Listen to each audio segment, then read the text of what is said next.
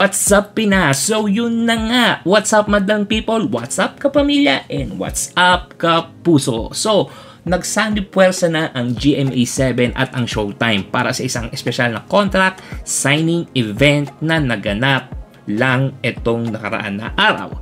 Dito ipinakilala ang mga bagong programa at ang bagong show na ihahatid ngayon sa taon ng GMA7. Ang mga executive mula sa dalawang kumpanya ay nagkasundo sa mga detalye sa kanilang partnership at sa mga proyektong magiging bahagi ng kanilang collaboration. Malaki ang pasasalamat ng GMA7 sa Showtime sa pagtitiwala sa kanilang network at umaasa na sila ay patuloy na magtatagumpay ang kanilang samahan sa mga darating na panahon. So ito ang babantayan at hihintayin natin kung anong magiging bago sa Showtime. At yun nga, may nasagap tayong balita na some of the artists of GMA7 magsisound ni puwersa sa Showtime.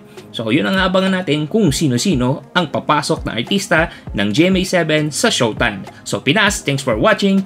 Peace!